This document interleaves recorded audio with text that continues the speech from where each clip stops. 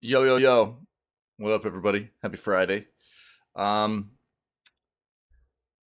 having trouble connecting to our music server this morning, so we're without our music today. It was working fine whenever I started everything up, and all of a sudden it's not connecting. So, cheers. You just get to listen to my beautiful voice this morning. What up, Ferret? What's going on, dude? So I don't know, man. We'll see. It'll probably like just turn on at some point.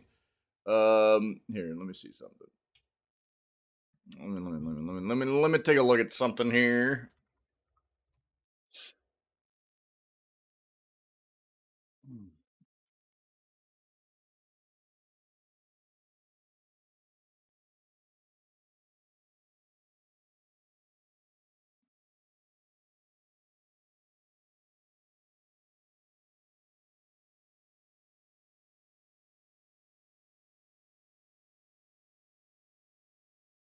Yeah, a whole bunch of nothing, dude.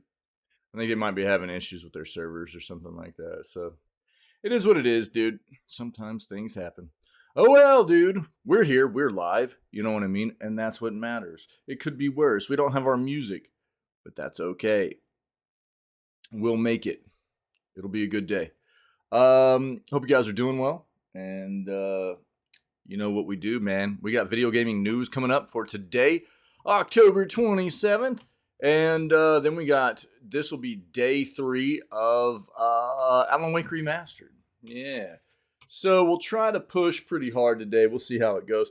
And try to get to where we'll be able to finish up Alan Wake Remastered tomorrow and start Alan Wake 2 tomorrow as well. That's kind of what my plan is right now. I don't think we'll be able to get through Alan Wake 1 today. I don't think we'll be able to finish it today, but we'll be pretty close to the finale.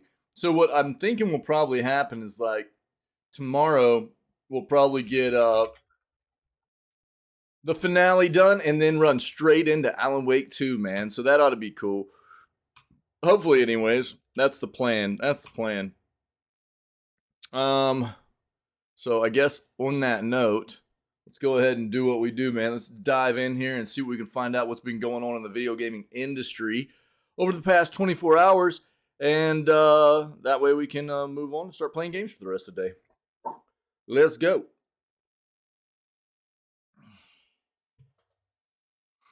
Yeah, yeah, yeah, yeah. By the way, Steam's Halloween sale is popping off now. Yeah.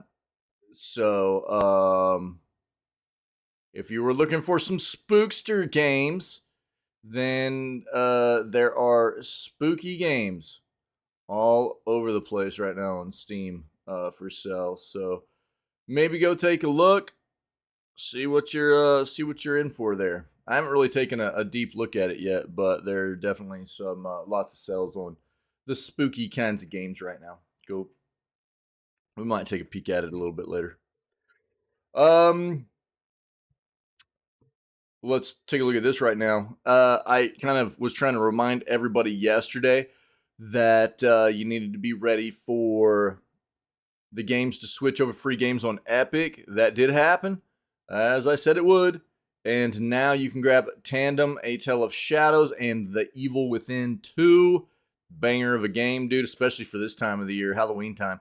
You can grab these 2 games for free right now on Epic. Okay, next week, starting on November 2nd, will be Fist, Forged in Shadow Torch. They've given this one away before. And Turnip Boy Commits Tax Evasion as well. 2 notable games coming up for free next week. And The Evil Within 2, you should definitely be grabbing this one also. Let's go.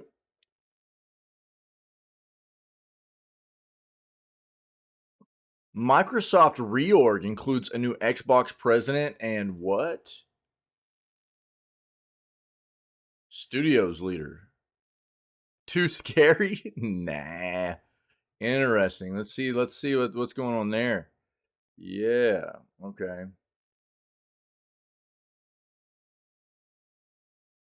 Oh, Remedy's reassuring PC gamers worried about Alan Wake 2 system requirements. We talked a little bit about how high the system requirements were looking. So let's take a look at this. Monk of Christ, bro. Yeah, dude. Yeah, yeah. Monk of Christ on those system requirements, you know? Minimum system requirements for Alan Wake 2 was like a 2070, which is 2 generations ago for NVIDIA GPUs. And I mean, you're talking about an equivalent AMD GPU, but you know, still, you don't quite often see modern games be that heavy because they want to appeal to people that still are rocking some of the older hardware, you know. But that's what we were seeing minimum requirements wise, and we were a little bit, you know, it's just a surprise. I think I still expected it to be a good game and to perform well, but it was just a surprise. I think.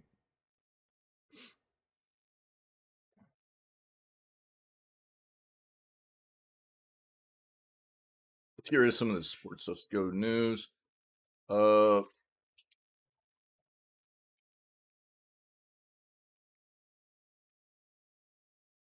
there we go. Okay. What? Oh, interesting. Luminosity Gaming launches Super Smash Bros. Tournament.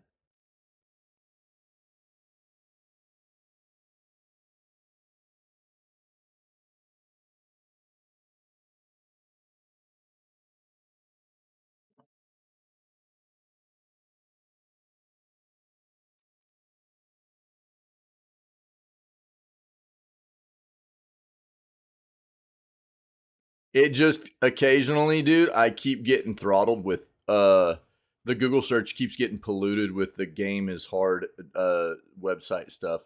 So sometimes I'll have to it keeps kind of going back and forth. And I'm not doing anything different. I don't think it's anything on my end. I think it's something happening with just Google. So, what I'll usually do is take a look and see. And like if I get down to the bottom of the first page and there's not a bunch of game, like if it's by the bottom of the first page, if there's not already a bunch of game is hard website, like one after the other, then I know that we're good. But it's I don't know. There's been 2 different timelines for us where that's happened now. I am signed into Google, but it's not like I'm dude, I've been signed into Google forever. And all of a sudden that started happening. I'm not signed up for any of their stuff or anything like that. So I don't know why that would make any kind of difference, really. You know what I mean? I've never had anything to do with their website. I'm not affiliated with them or anything like that. I have no idea. I've not, you know, I don't know.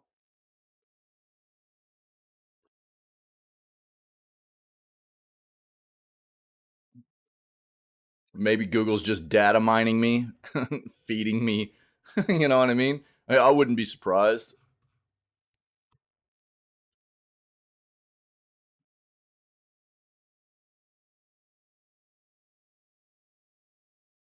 But I mean, to be completely honest, like as far as like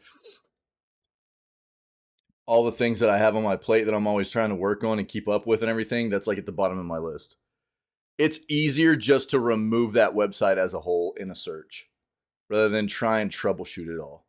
That's why I haven't really taken the time to do it. I have too many other things that are like way higher priority than trying to troubleshoot something like that. You know what I mean? Whenever I can just take the site out of my search entirely if it happens. It's just not worth my time, really. I mean, we've got the same kind of mindset, dude. I'm always interested and trying to figure out why stuff like that happens. You know, I'm inquisitive like that, but at the same time, I just don't have the time to devote to it right now. So it is what it is.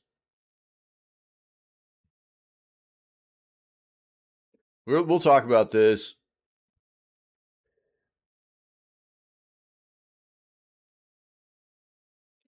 This whole Super Smash Bros. Thing. Yeah. That's exactly what I was talking about. Yeah, where you were probably typing that at the same time I was talking about it. um,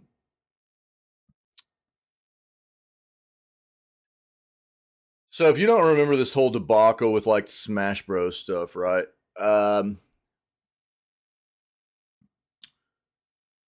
There's been a lot to do.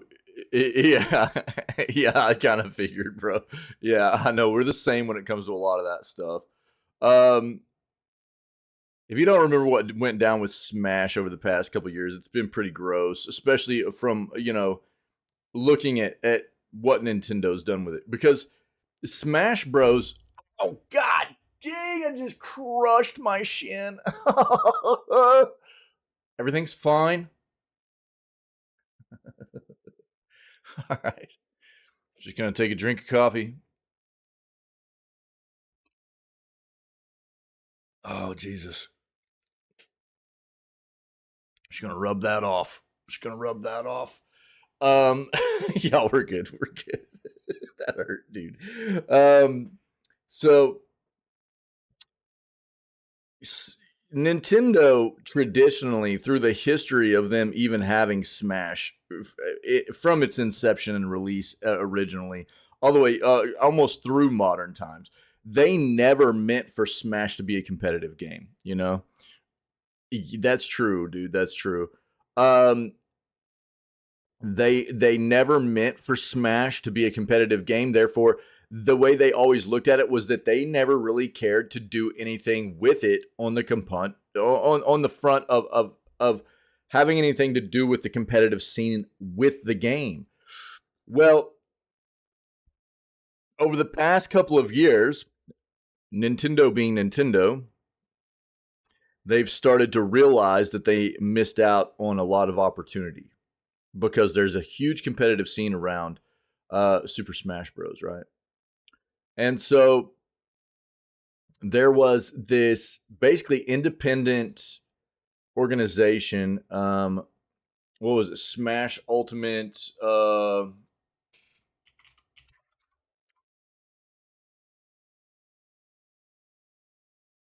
was the name of that Smash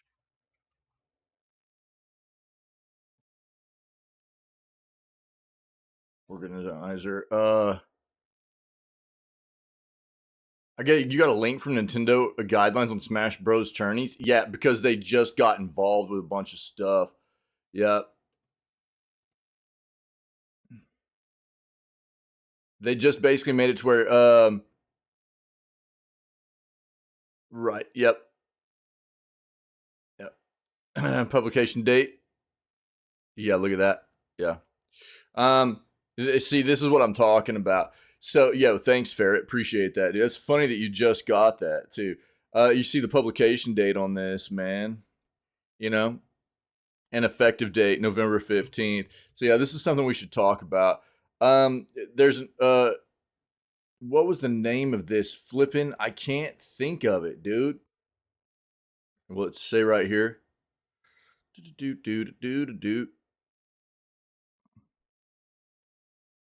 So this is one of the things I was going to talk about was Evo.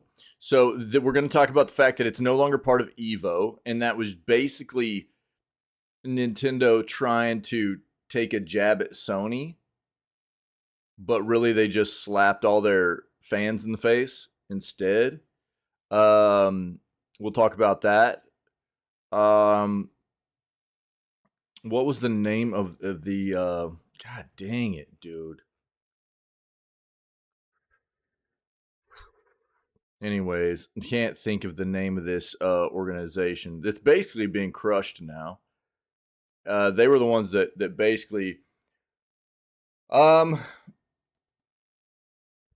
brought up the whole like competitive scene, you know what I mean? Yeah. So again, I think TLDR, and we'll discuss all this when we dive into this article. But TLDR, this is what happened over the past like few years, and especially over the past like year and a half. It got really gross. Nintendo decided that they were all of a sudden interested in taking control of the Smash Brothers scene, right? Even though over the past roughly 20 years, they haven't wanted to have anything to do with it because they always viewed Smash as a non-competitive game. They didn't intend it to be a competitive game. It was just supposed to be a fun game to them. And so these independent organizations got established and built up to step in where Nintendo didn't want to have, anything to do with the game. And they started running tournaments and stuff. Well, come 2 years ago, well, actually, was this the first year? I think it was 2 years ago that Sony bought. Yeah, you know what I'm talking about. Yeah, Sony bought Evo, and Evo is one of the biggest fighting tournaments that happens every year, right? So Sony bought Evo, and Smash has been running Evo forever. Well, along with all the other major fighting games, Street Fighter, Tekken, Mortal Kombat, all that stuff, right? And it's a big tournament every year for competitive fighters to come together, network, play their games, compete at a very high level, win money. It's a very good tournament. But Sony bought that tournament out, so they run it now. And Nintendo threw a fit and went, "Oh, well, you're not going to play our game there anymore." And Sony was like, "Well, okay." But so really what it was a slap in the face to all the fans of Smash is what it was. You know, and along with that, basically what they did is they shut down. They said nobody can run a tournament anymore without Nintendo approving it and you getting a license from us to hold tournaments involving our copyrighted game. Our game that we make is basically what Nintendo. So what Nintendo did was they tried to come up with a way to shut down all these independent organizations that had come about to create tournaments for a competitive play for Smash, so that Nintendo could start working with specific organizations to make money, to collaborate with them to hold specific tournaments. I know. Yeah. Well, yeah, it does. But I mean, at the same time, a lot of the tournaments are about like in person, going there, being face to face and stuff. So, yeah, I mean, the tournament mode within the game, that's a great thing for obviously something happens like, the whole pandemic and everything, right? Starting to think it might have just been Evo. Wait, what do you mean?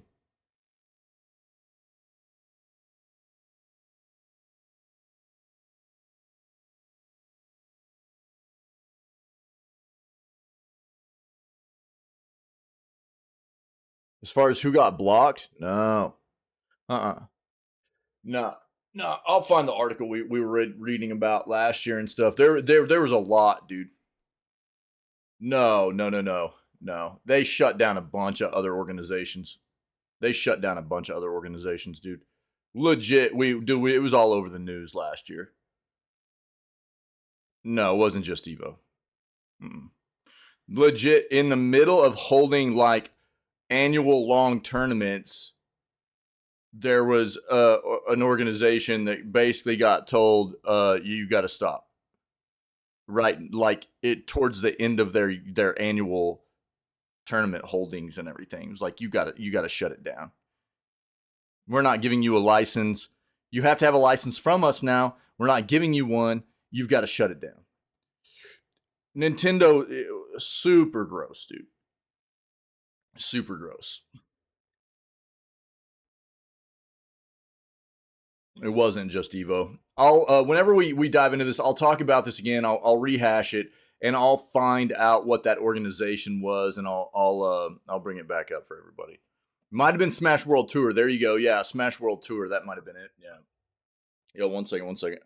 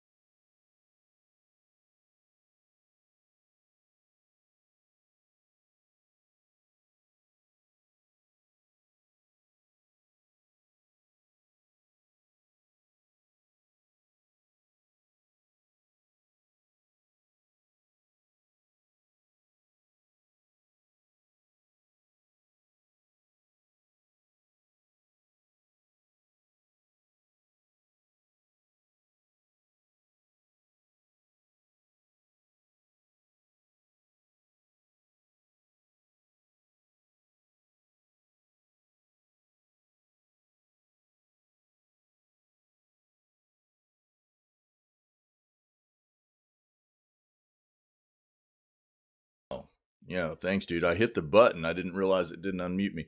Yeah. Smash World Tour was definitely it, dude. That's all I was saying. So we'll rehash all this whenever we talk about all this Smash Bros stuff.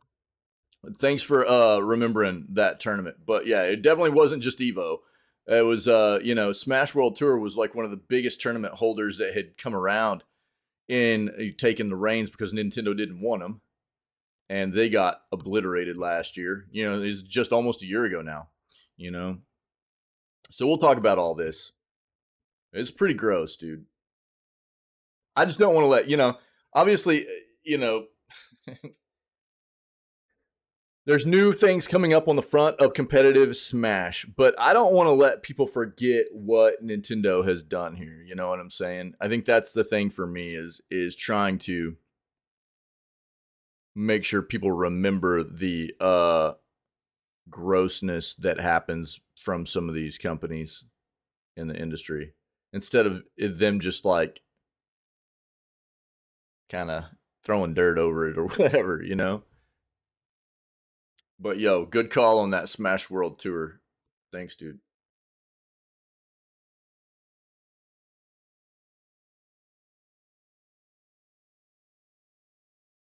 And I'm excited to see what this says too. Good night. Holy crap, dude. Community tournament guidelines. That's thick. Just using Uncle Google? Yeah, that's what I thought it would come up for me. I did a quick Google search before, but I didn't see it. Yeah, thanks, man.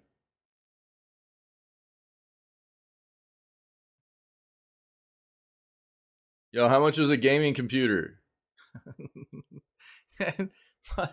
what kind of title is this, dude?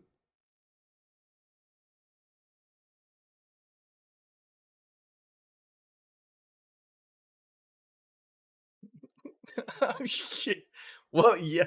I mean, to be fair, it doesn't even. I mean, a gaming computer can literally be like. I mean, are we talking a budget gaming computer? Or are we talking about? Are you going for a big rig? You know what I'm saying? Like, come on, man. That's a very, very vague kind of thing to cover. With that kind of statement. Yeah. Yeah, exactly. Like, how big is your pocketbook? Yeah. How much can you spend? Because I mean, I think that's the thing that I don't like about like. There's a misconception, right? I think a lot of people look at PC gaming that haven't ever been into it, and they go, "I just can't get into it. It's too expensive." And it's like, I mean, how much do you think you need to spend to get into PC gaming? You know, I think most people have this like thought process that you need to be spending like $1,500 to $2,000 to get into, you know, playing PC. That's not the case. That's going to be a solid rig, you know. Well, yeah, me too, me too. But it's not necessarily what you have to do, you know. There are a lot of ways in which you can get pretty solid budget machines built for, you know, 700-800 bucks. You know what I mean? So I don't know. It feels like a weird. At least that's my perception of it. It seems like people think that you have to have like 2K to spend on a PC just to have anything that'll play games, you know? And it's like, nah, that's not true.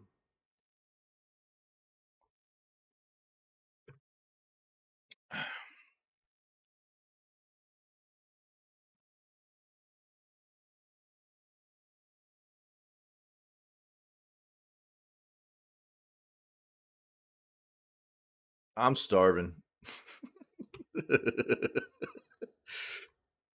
Yeah, I mean, which is why, like, if I'm dedicated to like building a new PC, I usually devote a substantial amount of cash. You know what I mean? Well, yeah, because I mean that's normally what you're gonna do, right? Yeah. Well, and it's like what kind of games are you wanting to play and at what settings? That's something that you also have to talk about. Like what kind of, I mean, are we what like that's something else you have to talk about. It's like, are the people that you're building a computer for, do they know anything about frame rate? Do they know anything about resolution? You know what I'm saying? Like, do you, what kind of games are you playing? What kind of, you know, right, yeah. Yeah, you kind of go from there, right? Some of it, you know, it's always rough whenever you're like, you know, I want a gaming PC, and then you start talking about it, and they have no idea what you're. It's like you're speaking a different language to them about all that stuff, and it's like, okay, let me break it down for you here. So it's like trying to like educate somebody on what all that means is a little bit rough quite often. But I mean, I'm there with you. If I build a rig, I build a rig to last. You know, I build it to where it can be upgradable, um, build for the future, as well as, you know, build for sustainability and build for, you know, time. You know, dude, I'll be completely honest with you. I don't think console players know all that much about frame rate. In my experience, if it's a console player that also has PC experience, yes. If it's traditionally just a console player, they don't know as much about frame rate.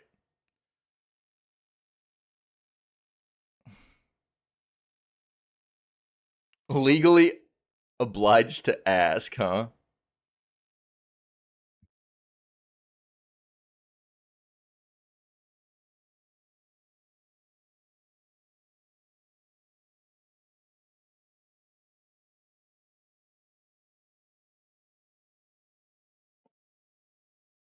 Oh, dude, I might have to revisit this question after I play Baldur's Gate 3, dude. I don't know. What's up, Tinwin? Happy Friday, dude.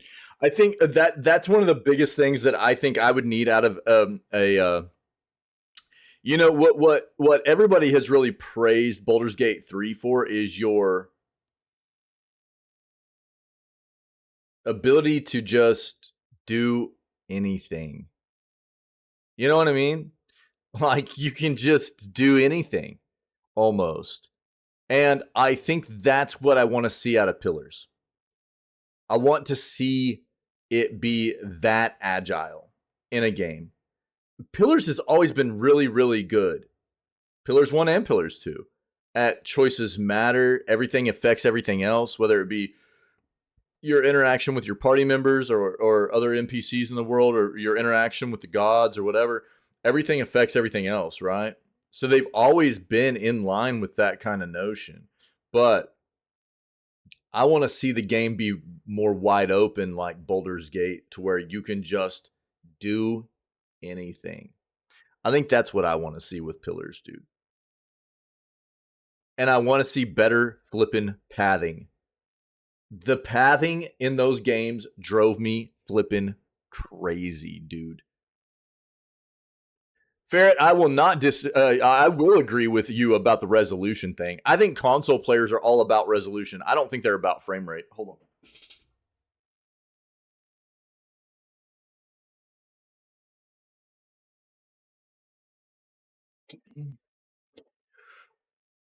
I hated the flipping pathing. That was my biggest hate on Pillars 1 and 2, dog. Pillars 1 and 2, the pathing in those games was actually terrible. Those characters, it never failed, dude. They would take the stupidest flipping routes to go, and like you could be clicking like, 10 feet away in a battle. Bro, they'd run all the way around the map. It's like, what are you doing, dude? Why?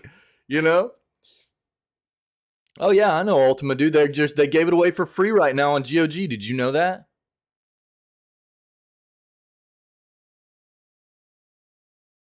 Check it out, bro. What are your thoughts? I mean, same question back at you, Tim. I mean,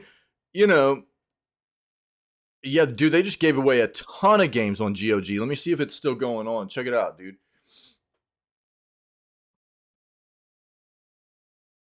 I'll be honest, man. I mean, I love Pillars is like one of my favorite CRPGs, if not my favorite CRPG series of all time. I think they nailed it, dude. Oh wait, I didn't. What did I go to? No, I didn't mean to go to that. Yeah, so if you go to GOG, bro, and you like scroll down from their homepage, there'll be a free game section right here. If you click on this, yeah, they've got a huge catalog of free games right now. And if you scroll down to the bottom, dude, you'll see a bunch of the Ultima stuff. There's Ultima Savage Enterprise, Ultima World's Adventure 2, Ultima 4. Seems like there were a few more Ultimas in here at one point, but they had a few. There's still a few of the Ultimas up in here, dude. Ultima 4, 1985, baby. But you see, I've already grabbed all this crap, dude. Hello Neighbors in here. Hellpoint, dude. Hellpoint's a pretty cool game, man. You want like a dark, ominous, kind of spooky, futuristic sci-fi Souls-like game, dude. Hellpoint's a cool game. I played that one before I started streaming. Daggerfall Unity, Daggerfall. They got a bunch of cool games in here for free, man. Like 6 years old, Ultima 4 was? Yo, nice, dude. I'm sick. Yeah, so yeah, don't forget to get your free games on GOG too. I mean, this is a great. Also, Quake 2. There's Quake 2, bro. Let's go. Yeah. This is a great platform to have these like single player games, dude, because you can just download them and install them, and you don't have to, DRM free, baby. Where is that list in GOG? You go, so if you go to the homepage and you scroll down, you'll see the featured section, and it'll have like Cyberpunk, Good Old Games, Twitch streams, newsletter, and there'll be a free game section. If you click on the free game section, it'll have all their free games. And you just go through here and just add them all to your cart. Just add all the ones you want to your cart, and then just go to your cart and check out. Yeah. Free games on PC. Timwin, you gonna talk to me, Doug? Yeah. I mean, I don't know, man.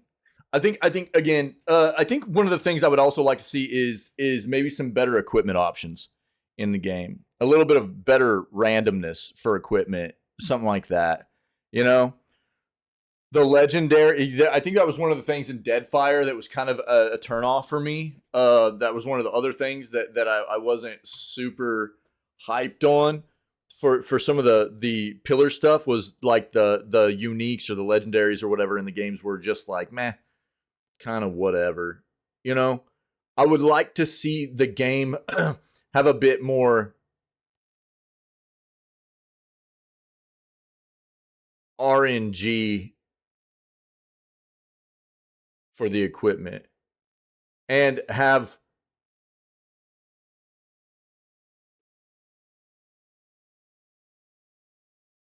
uniques that were really, really, really stood out. You know what I'm saying? Wait, don't you have Team Viewer, dog? What's up, Pinky?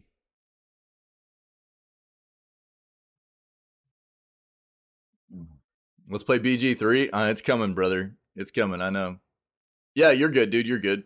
It's been a minute, dude, since the Pillars stuff. I would need to go back and take a bit of a look at my review of it.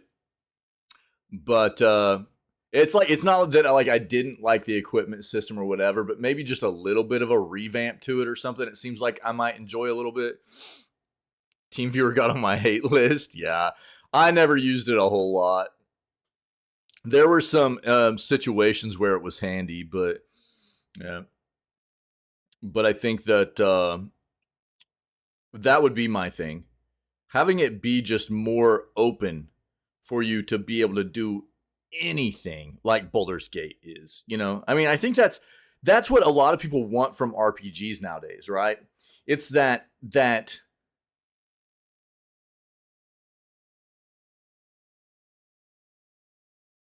that's always been, I think, the push for the evolution of RPGs in the gaming industry has been because the role playing of it all is being able to play into that character, of making that character who you want them to be, and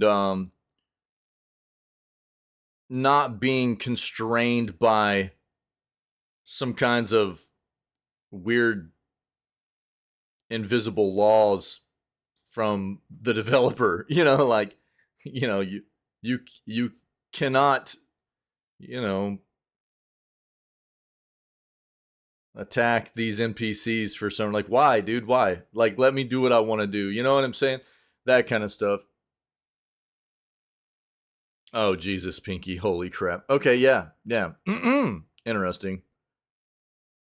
I trust you, bro. All right, dude. So, I don't know. That would probably be my biggest thing. My biggest want from Pillars would to be more open as far as your options to be able to just have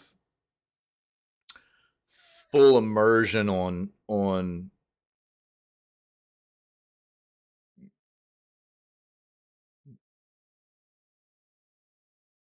control, being able to do whatever you want. I think that's the biggest thing for me. Other than that, dude, I've loved the Pillars games. I've thought they've been great. And honestly, I really, really enjoyed Deadfire's ship stuff. I'd like to see them evolve that a little bit more. I thought the Deadfire ship stuff was a lot of fun. I know a lot of people weren't that into it.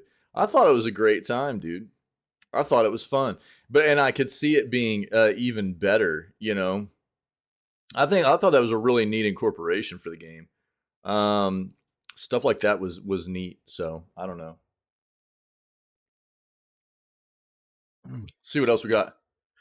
Oh God, this GPU would fit my PC so well.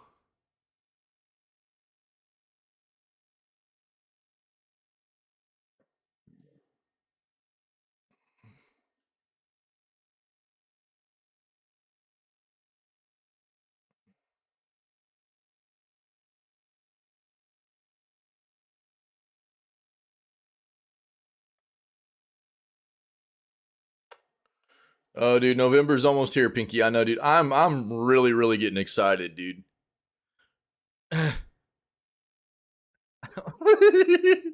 Yeah. What up, Reject? Yo, Reject. You weren't here yesterday, dude. Check this out, bro. Check this out, dog. This is hilarious. Watch this. Okay, check this. All right. Now check out JT, Doug.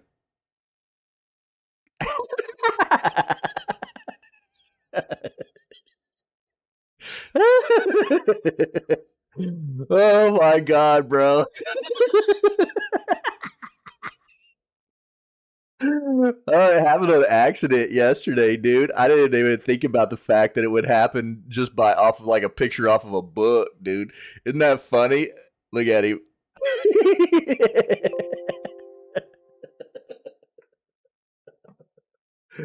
Oh god, dude. What up, Reject? How you doing, buddy?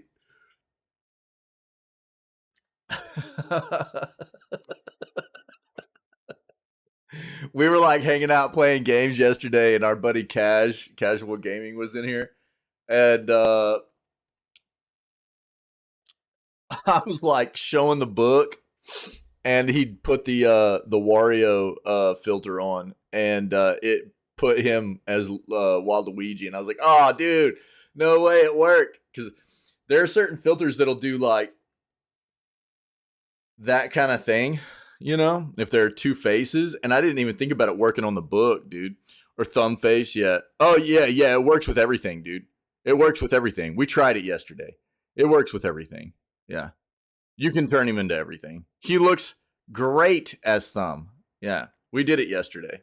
Yeah, we did a ton of the filters on JT, dude. We did the sad face on him and everything. It was hilarious, dude.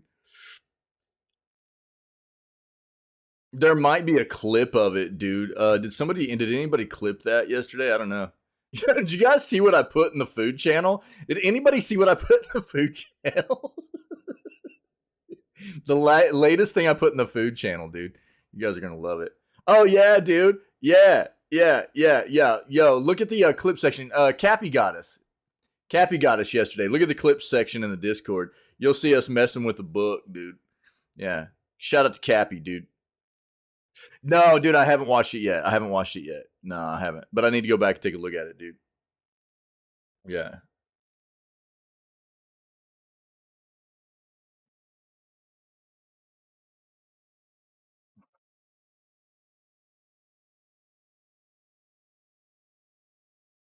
Call of Duty Warzone Mobile already has 45 million signups. Jesus. Dude, I can't really imagine like playing a game like that on like a mobile phone. Like maybe a tablet or something, but like a mobile device, dude, like a phone, like a small phone. It's not gonna be there for me, dude. Wait, what is they talking about? Stolen phones is delayed again, bro. This game is a myth. Do you not have a phone? Are you not impressed, bro?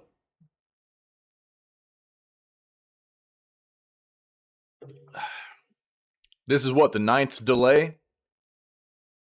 Jesus Christ.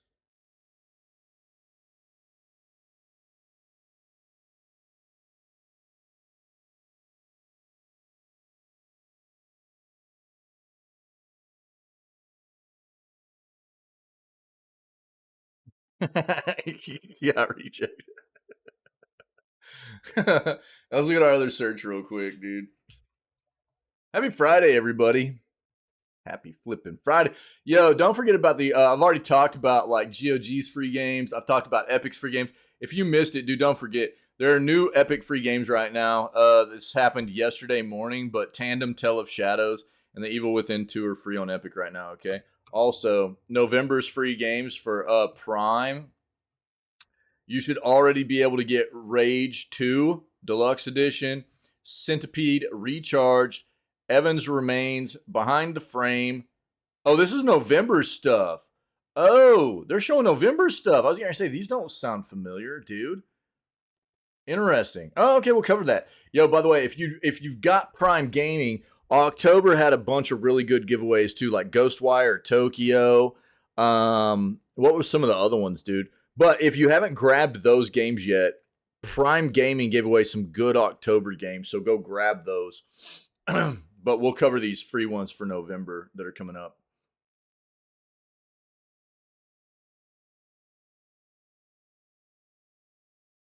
Oh no. Video game horror flick. Five Nights at Freddy's misfires badly. Uh-oh. There were a lot of people looking forward to that too. Fallout 4 next gen update. I didn't even know they were doing that, dude. When did Fallout 4 release initially? It was like 2018 or something.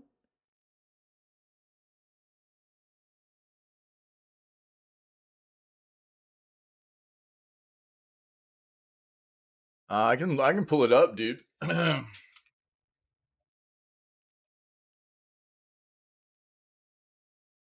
Oh, really? Yeah.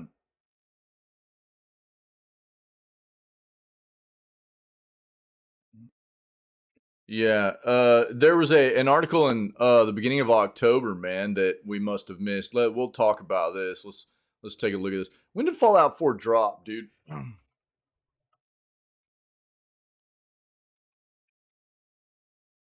God, 2015. It's a little bit older than I thought it was. Jesus Christ. Cheese and rice, dude. Cheese and rice. Yeah, 2015. Thanks, Reject. Yeah. Yeah, it's a little bit older than I thought it was. Interesting. Yeah, we'll pull that up, dude. We'll talk about that. Thanks, man.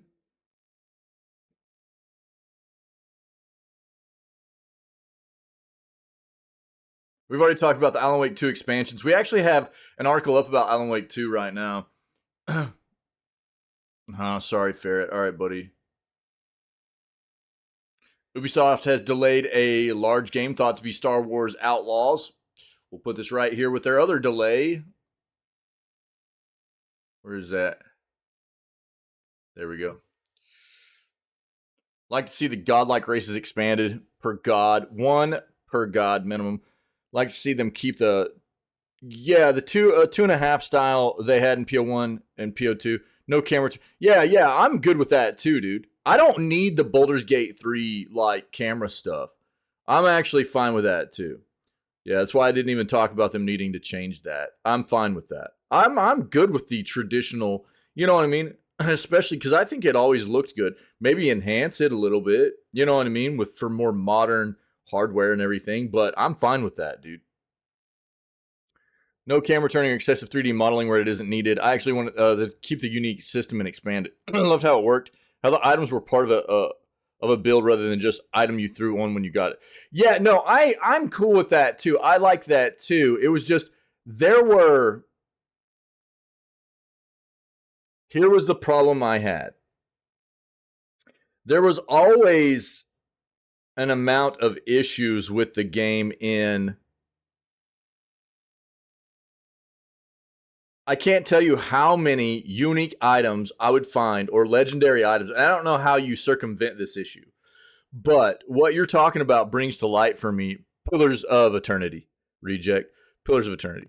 We're just like kind of talking, theory crafting a bit about what if Pillars of Eternity 3 became a thing, because there's been a little bit of a talk about there could potentially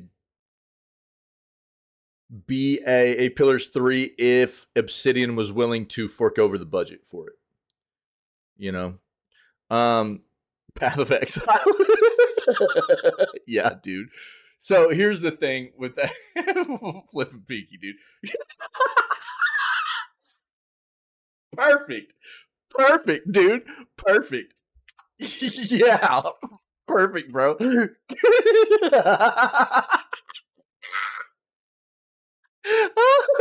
Dude, what a Friday. Jesus. Oh my god. Here's the thing that was always kind of weird for me about like the way they did the uniques and everything. It was always nice if you found one that fit your build or whatever, right? Or fit your character and your class and everything. That's the thing that sucked for me, Tinwin. Like you go through that game and then it's like you would have those legendaries or those uniques or whatever that were locked to specific classes and races or whatever. And so I had a ton of them that I couldn't even use. You know? It was like, this sucks. Or it was like, it's stuff like that, you know? So having some way to at least maybe alter the uniques to make them more viable for your own build or your own character or whatever, so it fit. It's for you to be able to use them maybe more viably instead of just getting a bunch and going, oh well, that's real neat, and I'll never use it. You know what I mean? That's, I guess, more what I'm getting at on that. Soulbounds, yeah, I guess that's maybe what I was thinking about rather than uniques or whatever. Yeah, yeah, probably what I'm thinking about. Yeah. On the prior to, yeah, dude, I streamed both of them. Reject. We put over 300 hours into both of them. Yeah, very good games. Very good games. Yeah. Um,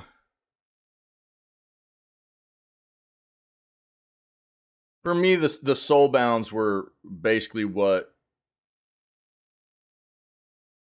most other games would consider uniques or legendaries to be. Um,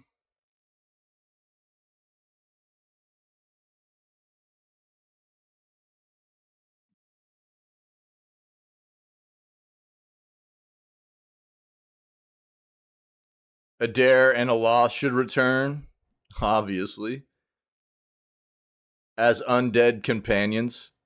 Obviously, I'm just kidding.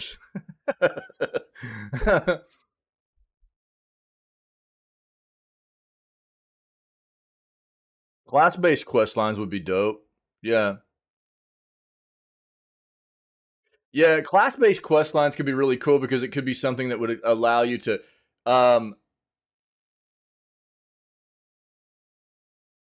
maybe give them a unique addition to what their class does or something too. They could expand upon that a little bit. If you were able to get it done, make it like something semi-difficult for you to get through and accomplish. And if you get it done, then it gives you some kind of additional skill or trait or something for that class or something. That'd be really neat.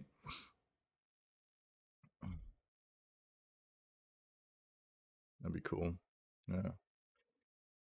Ah, dude. Yeah. Yeah. I don't know, man. I know. We'll see what happens. I think that. I think I'm still gonna say that. I think a big part of Pillars 3's inevitable coming to fruition is going to hinge on Avowed. Unfortunately, I think that there's at least a little bit more.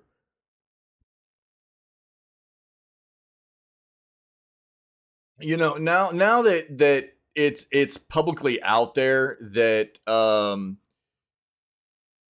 he's stated he wants to do, he's really interested in doing Pillars 3. I think that Obsidian's at least got to be listening to that and going, you know, as one of our main guys here needs, we got to keep those creative juices flowing. And if this is where the passion is right now, we probably need to, consider jumping, letting him follow that. And, there's always the hope that him expressing that need or that want to pursue the passion there for another Pillars game is going to help lead into that happening. But I still think that some of this is going to hinge a little bit on how well Avowed does. I'm not excited about Avowed right now. I'm just not.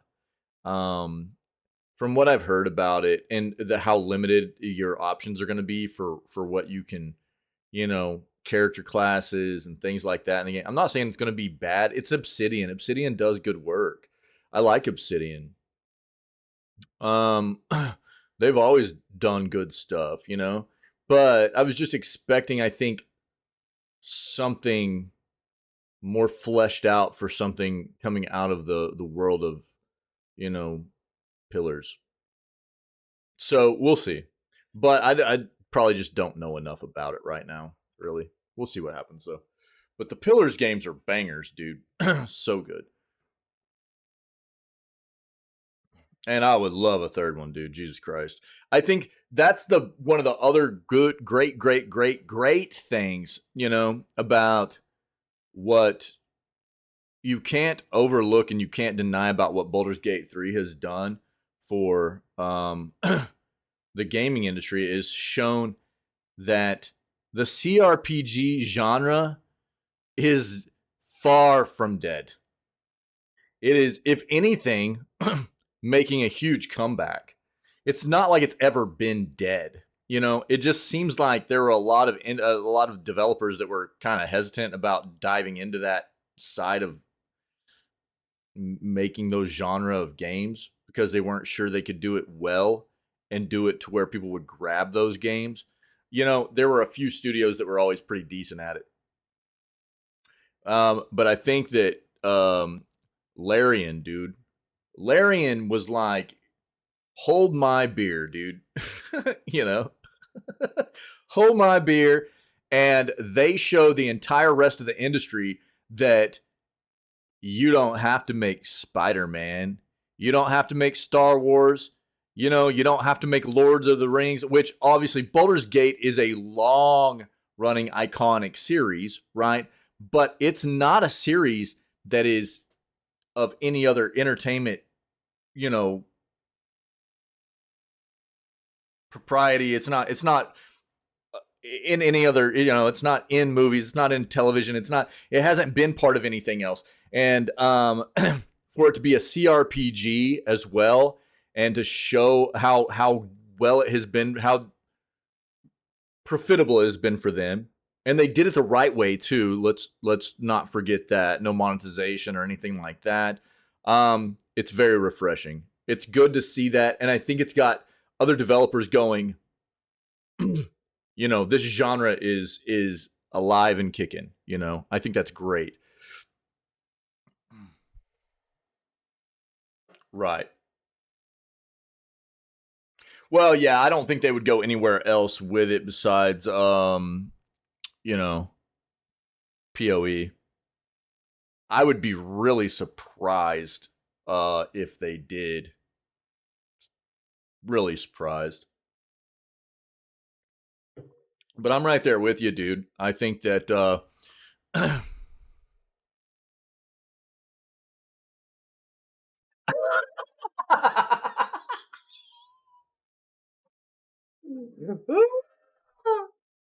You mean how can AAA companies like EA or Bethesda compare with indie company Larian's staff count and budget? Indie companies like Larian? That's the way that should have been stated.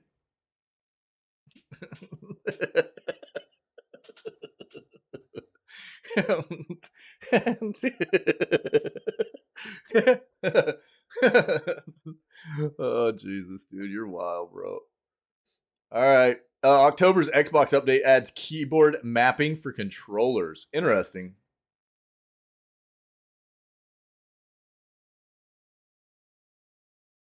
Yeah, there's the old V-Bucks prices are increasing today. We've talked about this previously. Basically around the world, except for basically where Pinky lives. The only place where I think they're going down. But this is just Epic being Epic, dude. Fire everybody, raise prices on everything else.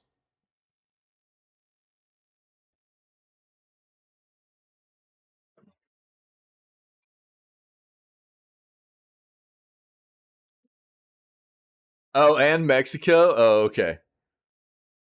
Thanks, dude.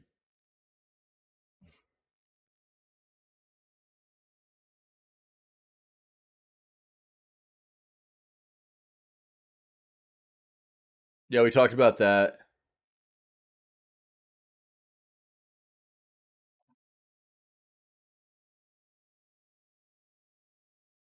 Oh, dude, Alan Wake 2 GeForce Game Ready GPU driver released. Okay. Let's put this with the Alan Wake stuff. Where's that at? Huh? Huh? There. Diablo 4 has a free trial on PC this week. They're probably giving away free math lessons too. I can't, dude.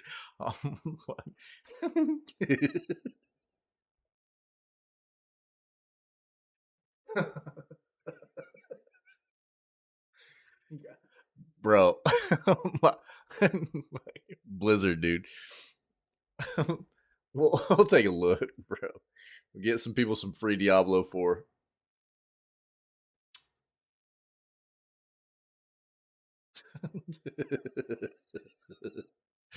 Oh, man.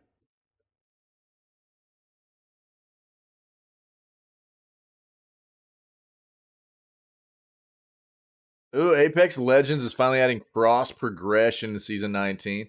That's about what you need to know. Meaning that like you should be able to play from one platform to another, and your account will always be up to date with leveling and everything. We'll take a look though.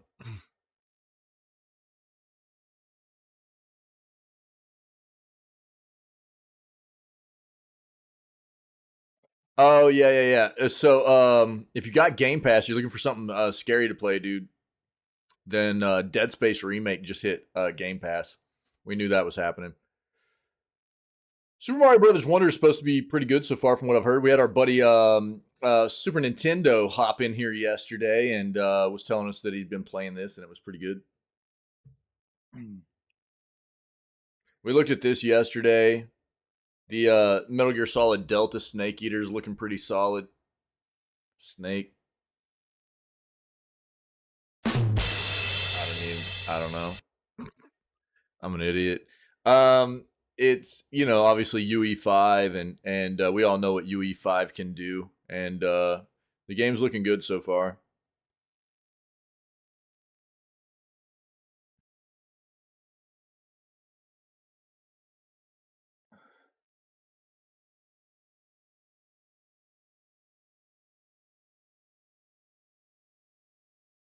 All right, let's dive in here, dude. Started off with the math experts here.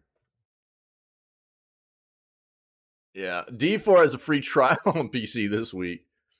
Players can try the game out until October 30th. So, free trial period for the PC version of D4 has just started. As announced on the official Diablo Twitter account, players can take part in the free trial now by visiting the game's battle.net shop page. Trial will last till October 30th, at which point it will end, and players will have to buy the game if they want to continue. Oh, for real? Oh, sick, dude. Nice. All right. Players will be able to play up to level 20 in the trial. Presumably, progress will continue should they wish to buy the game. Keep playing it afterwards.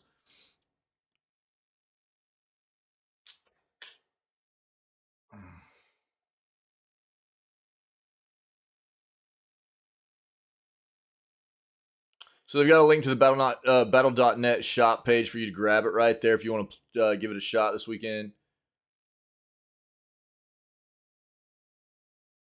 That's what you need to know, really. There you go. Blizzard, the math experts. There you go. Apex Legends is finally adding cross progression in Season 19. Let me say something here. Talking about Apex Legends, I've said this a few times here recently. I had been tempted over the years to dive into Titanfall 2 because I'd always heard the campaign was very, very good and I'd never played it. And I've liked Apex for quite a while. I haven't played it, a lot, but the times I have played Apex, I've enjoyed it. And not too long ago, a couple months ago, we actually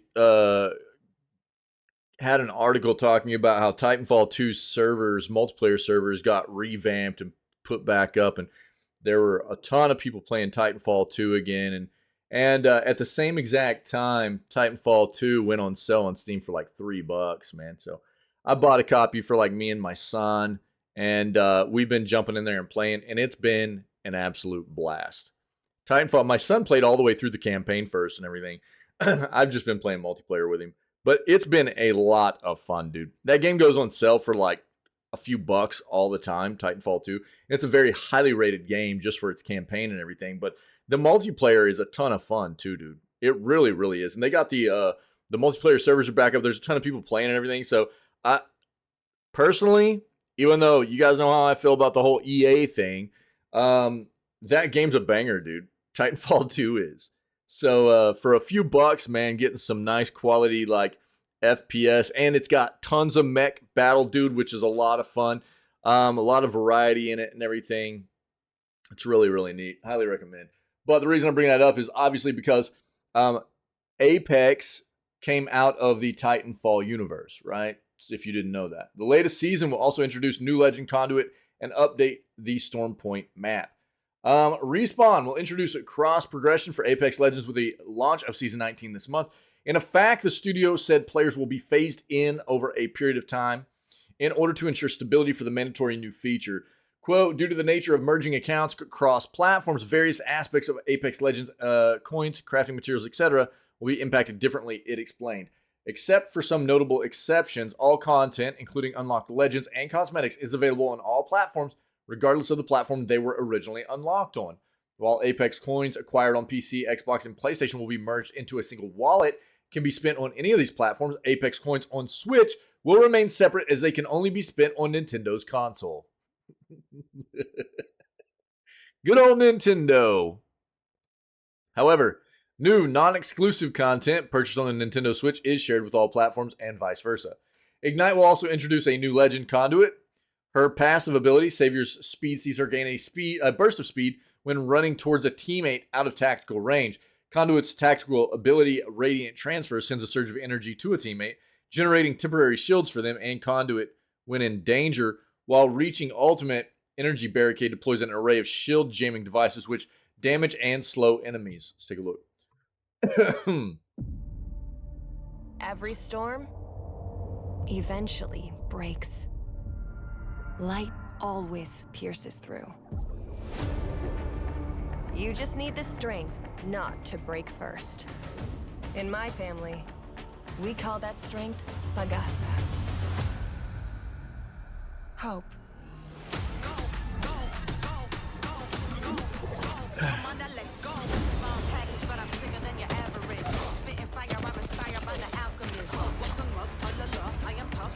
The sun will rise on all of us.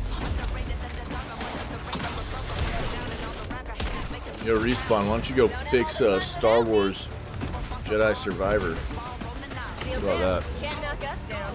Oh, someone got the party started. Yeah, don't go. This whole fight was your idea. Sorry about this. Gotta up our stats.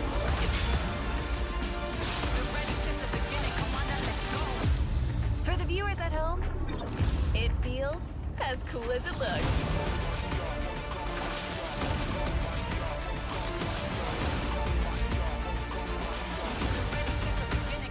Let's go.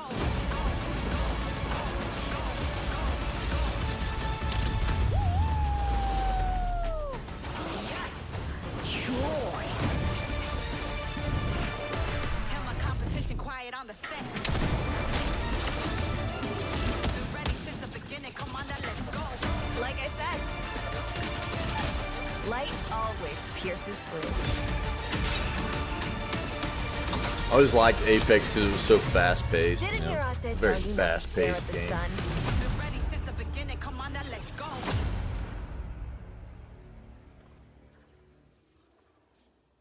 Cool, man. Ignite will also feature an update to the Stormpoint map. Its overall size is being reduced to improve mid-game pacing, help players find action more quickly. New attractive central point of interest for players searching for combat will include Watson's Pylon and CETO Station, with the latter replacing Prowler Island. All right. October's Xbox update adds keyboard mapping for controllers and Clip Champ capture importing.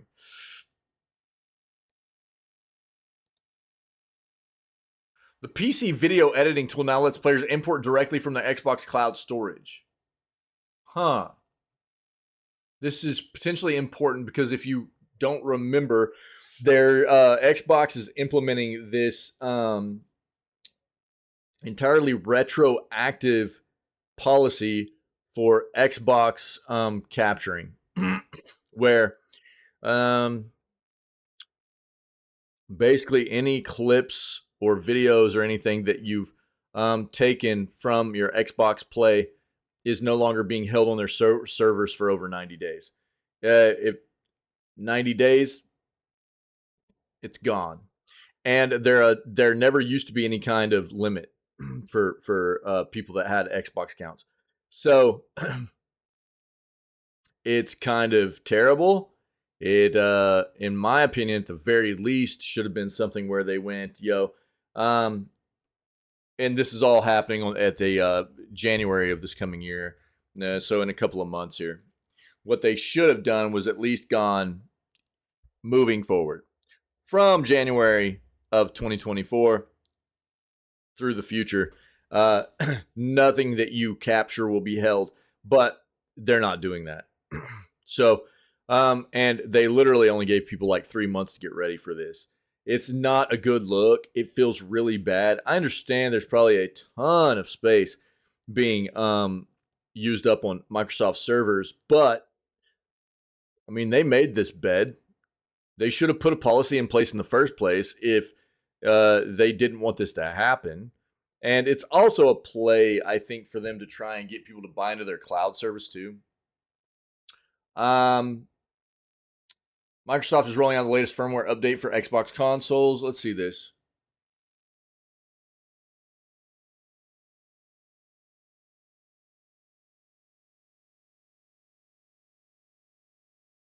Yeah, dude, this is kind of cool. So you can actually map out your controllers and stuff with keyboard inputs. That's sick, dude. October's update main feature includes keyboard mapping for controllers, capture importing in Clipchamp, and diagnostic data sharing preferences. New keyboard mapping feature will let players map controller buttons for the Xbox Elite Wireless Controller Series 2 and the Xbox Adaptive Controller to a keyboard. What? But it's not going to allow regular controllers.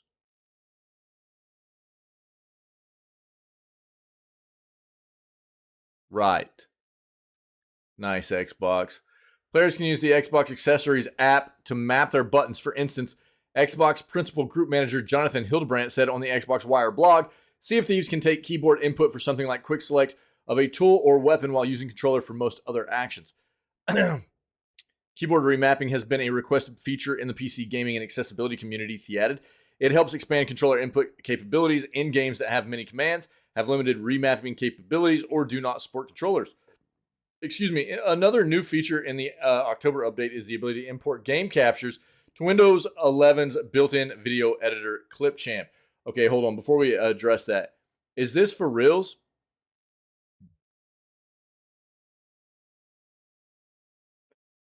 What about regular Xbox controllers, though?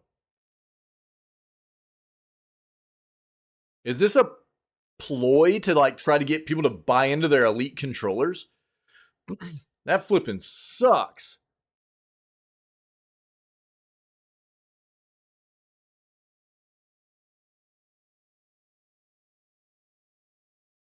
No. Wait, no what?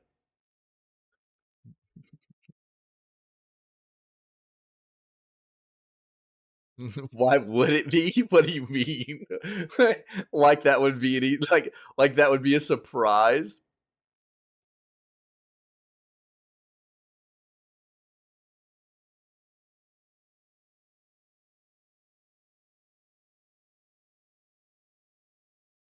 Because right here, all it says is that you'll be able to remap on their accessibility controller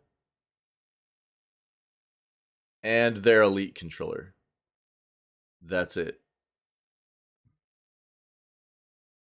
Their adaptive controller or their Elite controller. It doesn't say anything about being able to do keyboard mapping on just any Xbox controller.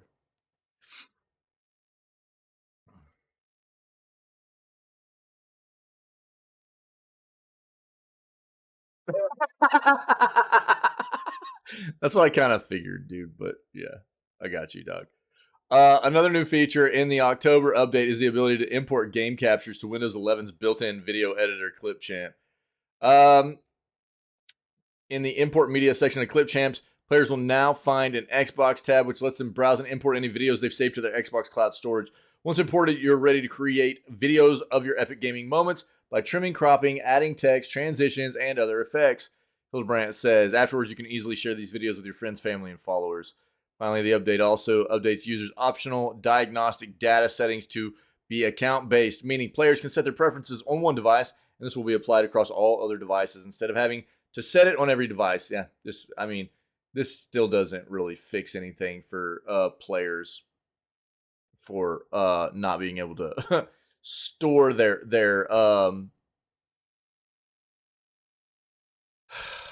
clips and videos and stuff like that that they're going to lose now. It still feels bad. So this is all the way across the board just still concerning for me. Everything they're doing here doesn't feel good. November's free games with Amazon Prime Gaming have been confirmed. Subscribers will be able to claim 9 titles next month, starting with Rage 2 Deluxe Edition. Here we go. So if you have Prime, Amazon Prime, and by proxy, you will have Prime Gaming, you'll get Rage 2 Deluxe Edition on November 2nd. On the 9th, you'll get Centipede Recharged. The 10th is Evans Remains. 16th will be Behind the Frame, The Finest Scenery. The 16th will be Star Wars Knights of the Old Republic. Nice. The 22nd will be A Dungeon of Naholbeck, The Amulet of Chaos. That was given away here recently on Epic. The 23rd is Black Widow Recharged. The 30th is Orton Was the Case. And the 30th also Cavern of Mars Recharged. So these will be the games you can get next month on Prime Gaming. All right. There you go. All right. I can believe this. I mean, do you expect anything different here? All I can do anymore is laugh about this kind of crap. So our title here is, I can't believe I'm saying this again, but Skull and Bones is delayed again.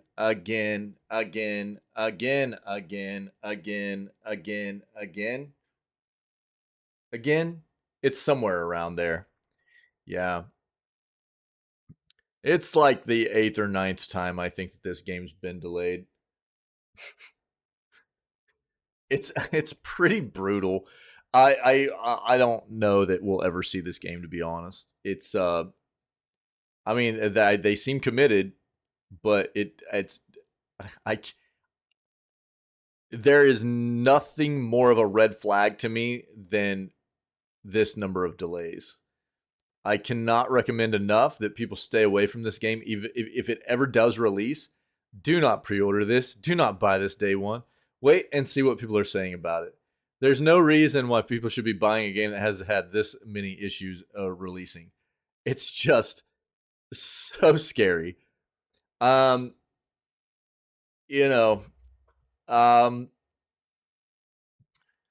like to imagine that one day when I tune into an Ubisoft quarterly financial call, CEO Yves Guillemot will come on and say in his French accent, towards thee I roll, thou all destroying but unconquering well, to the last I grapple with thee.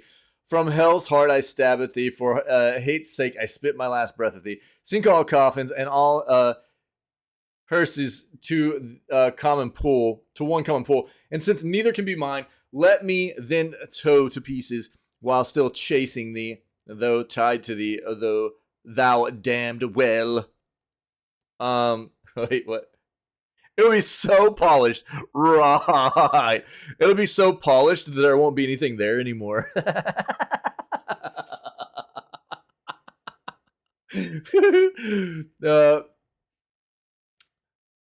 It hasn't happened yet, but spiritually, I think we're way beyond the Ahab threshold at this point, because yes, that's right. Skull and Bones, Ubisoft's eternally not quite ready game of high seas piracy has been delayed again. I don't even know if I can fairly call it a delay. Since the last time we had an actual release date was September of 2022. This was back whenever they had their showcase, dude. It was over a year ago now that they had a dedicated like hour to an hour and a half long showcase. We watched it live here in the channel, and they were supposed to be releasing it right after that, and then they went, "Oh wait, we're going to delay it again," and then it's been delayed like 3 more times now since then. Ubi pushed the launch from November 8th to March 9th this year, which obviously didn't happen. Since then, it was pushed to sometime early in Ubi's 2023-24 fiscal year, and then not so early in the year, and now late in it. For the record, the fourth quarter timeframe means Skull and Bones now sits puts it somewhere between January 1st and March 31st of 2024. What makes this postponement parade truly baffling is how tantalizingly close Skull and Bones seems to have come to releasing multiple times. After nearly a decade of virtually nothing, 2022 really looked like that year it would happen. There was a beta test and ESRB rating. We got system requirements on a PC-specific feature set. A full-on gameplay reveal, which frankly wasn't very good. No, it wasn't. And then, like the MV Glory trying to parallel park in the Suez Canal, it ran aground hard. This is the fourth pushback since September of 2022. This is the fourth delay since a year ago, just over a year ago. And believe me, 4 delays over the course of a year is not a good sign. Exactly. And again, look, this is like the 9th overall delay for this game, 8th or 9th. Why Ubi is so doggedly pursuing a project that looks so utterly unremarkable remains a mystery to me. Perhaps it sees something in the multiplayer ship combat game that I can't from the outside, or perhaps it is simply a Herman Melville, as Herman Melville said, there is no folly of the beasts of the earth which is not infinitely outdone by the madness of men. We'll see what happens in 2024. But you know what I expect? More delays. How do you expect anything else, dude? This is the myth of Skull and Bones, you know? How does anybody expect anything else out of this title? I mean, this is what we always get. This is what you can. This is the only thing you should expect out of this. And Ubi, I don't know, man, wildness. All I can do is laugh every time I see another delay for this game. It's actually insane. And another delay from Ubi. Ubisoft has delayed a large game thought to be Star Wars Outlaws to next fiscal year. So, on the heels of what we just read about Ubi delaying Skull and Bones yet again for coming, we're hitting almost double-digit delays now for Skull and Bones.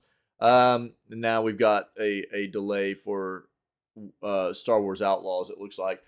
Game was originally planned to release before March 2024, but will now come later. Yeah, dude. Ubi says it has delayed a large game that was previously planned to be releasing by the end of March of this coming year. Noted delay in its financial report for the first half of the fiscal year. Although they didn't specifically name the game, it's generally believed that they were referring to Star Wars Outlaws, which was officially revealed earlier this year. Yeah.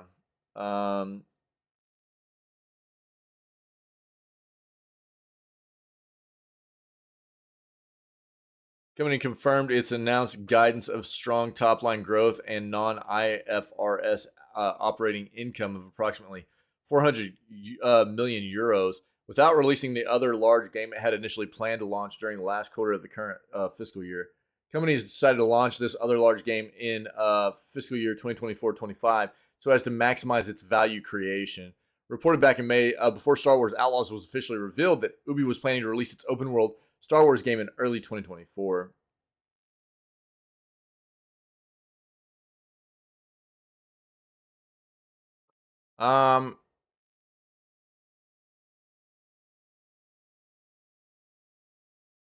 Yeah, we've seen the trailer for this and everything. If you want to look at it, I'll link this for you. Here's the thing. Look, man, delays are needed in the gaming industry. I will always back that up. But there's obviously a difference between a needed delay to make sure a game is appropriately finished and polished before release. Colossal Order with City Skylines 2, take note here, along with so many other developers. But as of recent, Colossal Order basically came out and stated, yo, our game's not ready, but we're going to release it anyways, which is disgusting. So there's nothing wrong with a delay, and we should embrace delays to an extent. There's obviously something wrong whenever a company has to delay a game numerous times. That is a telltale sign there is something wrong in the development process. And more often than not, almost always, if a game has numerous delays, it's not going to be a great experience when it releases, either content-wise or performance-wise. More often, it's performance-wise.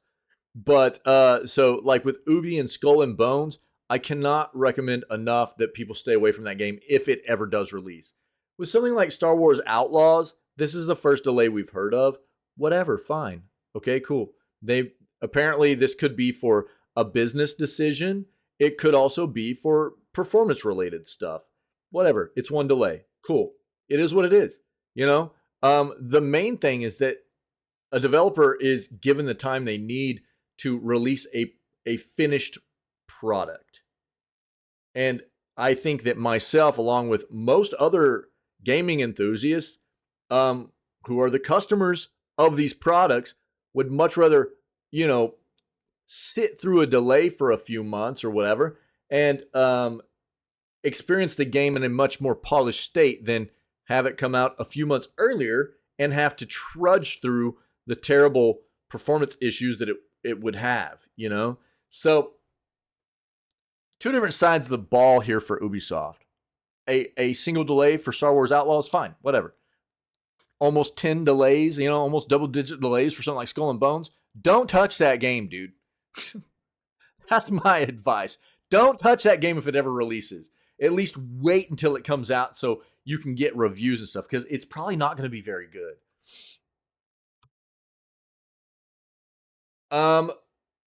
Here we go. Some Alan Wake stuff. So we had been talking here lately about how, and shout out to our buddy Cappy.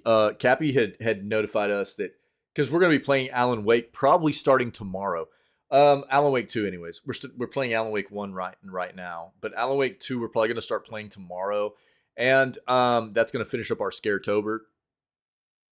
Alan Wake 2 apparently has some very, very high requirements for hardware. Yeah. Minimum requirements of like just GPU, just talking GPU is like a 2070, recommending like a 4070,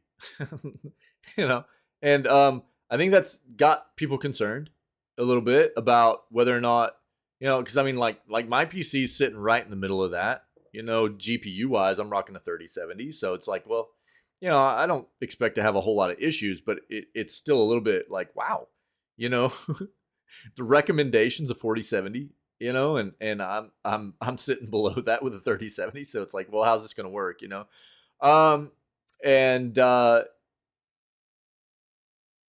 are a lot of people who want to play this game, but I think there's a lot of concerns as well about, what they're pushing out as the like system requirements hardware wise. So Remedy though is reassuring PC gamers worried about Alan Wake 2 system requirements. We played real safe on those PC settings.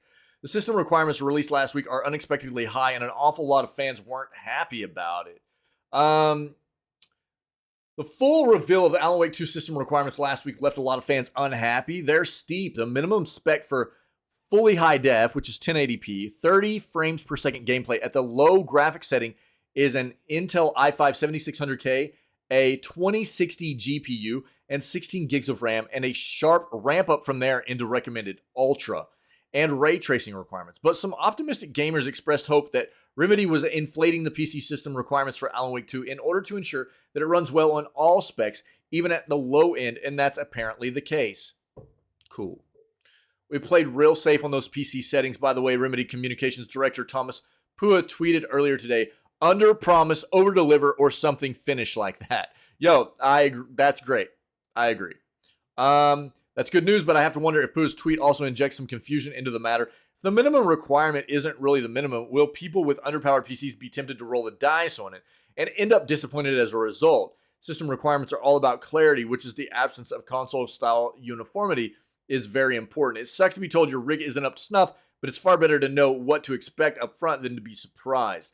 Complicating the matter further is a deleted tweet from Remedy developer Nguyen CPP, who said the system requirements excluded the NVIDIA GTX 10 series and AMD RX 5000 series GPUs because they don't support mesh shading. Nguyen CPP said that they were making the note because if some players out there thinking their RX 5700 XT can handle it because it's the same ballpark as a 6600, don't be surprised / sad. Even that warning is couched in confusion, as the dev said they're not sure it will run without mesh shader support. In theory, the Vertex shader path is implemented but had lots of performance issues and bugs. We just dropped it, they tweeted, meaning it might be possible to bring it back with a mod, but don't expect miracles. A test of Alan Wake 2 on 5 different graphics cards at Digital Trends found that playable frame rates are achievable even on low-end GPUs at the low graphics preset. The site was able to maintain between 55 and 75 frames on a 2060 Super. Similar performance was achieved with the settings maxed out by using DLSS performance mode. That's just one review from one site, but it's still good news for gamers on the bubble. Even so, the bottom line is that just like Remedy, you'll probably want to play it safe, consider the minimum requirement the actual minimum, and enjoy what will hopefully be smooth, solid gameplay if your PC is up to spec. I'd rather see this. Give this to me every day of the week from a developer. Yo, give me a minimum requirement that seems really high. That way, but as long as the game's polished. You know what I mean? I'd rather see a game be very polished with a developer coming out and saying, yo, this is what we're going to say the minimum requirement is. And if you're running it on anything lower and you happen to have some issues, we told you what you needed. Right? We told you what you needed to play this without having any kind of issues. And if you play it on anything less than that hardware-wise and you don't have issues, good for you, right? I'd rather have this, though, than have developers pushing out minimum requirements that aren't meeting what that game actually needs to be played right. This is a better way to go about things, in my opinion.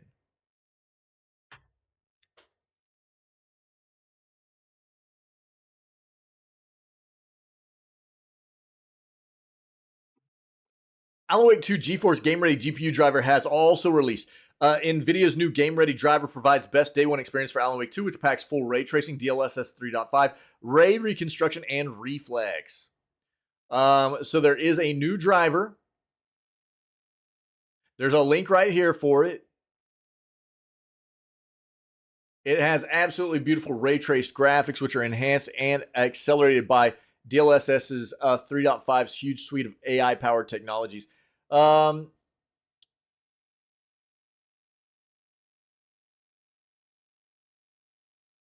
So, again, I mean,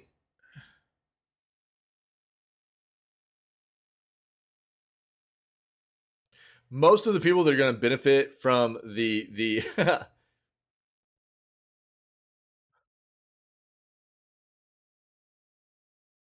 you can see right here too, right? Like, so super resolution, deep learning, anti-aliasing, frame generation, ray reconstruction. So the frame generation stuff is going to be your 4000 series GPUs.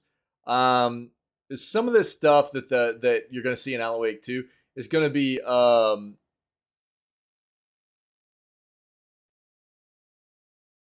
only really noticeable with a 4000 series.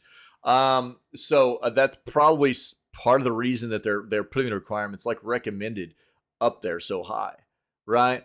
But it doesn't mean you shouldn't still be grabbing this this driver if you're playing Alan Wake 2. So I'll link this for you guys.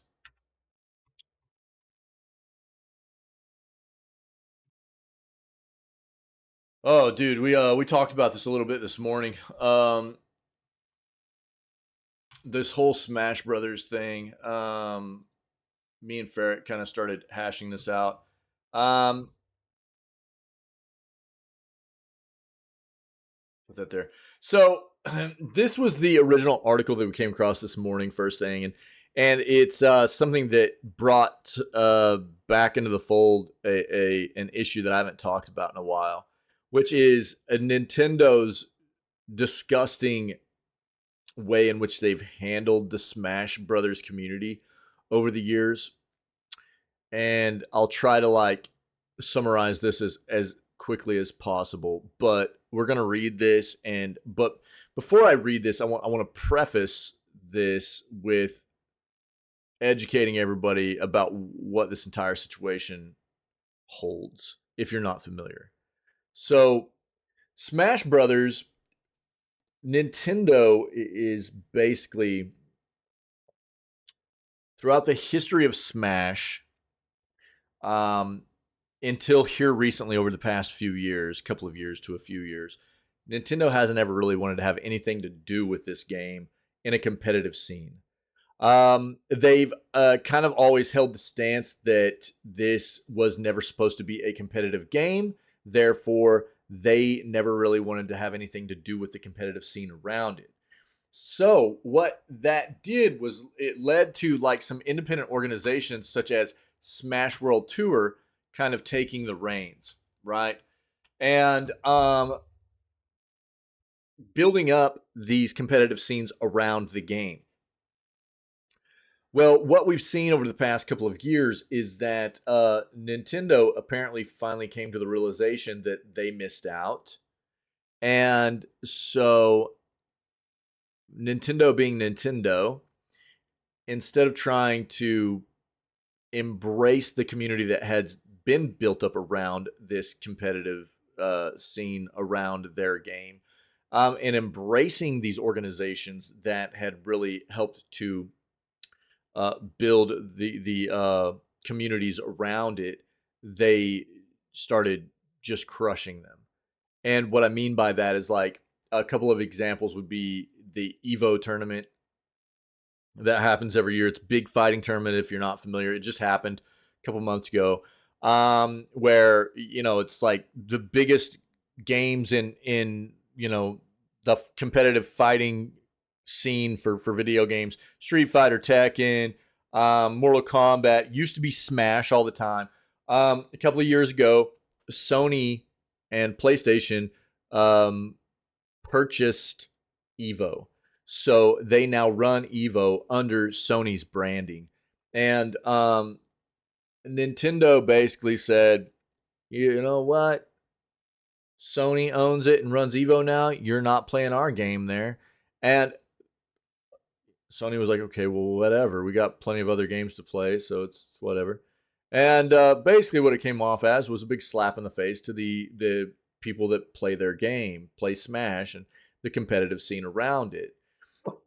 As well as what else had started happening was you got like Smash World Tour here that had run these competitive tournaments and scenes for a long time, again, because Nintendo didn't want to have anything to do with it. And then all of a sudden, because Nintendo finally realized they were missing out on money, Nintendo started going, oh, well, you can't hold tournaments anymore if you don't have a like a license from us to hold tournaments.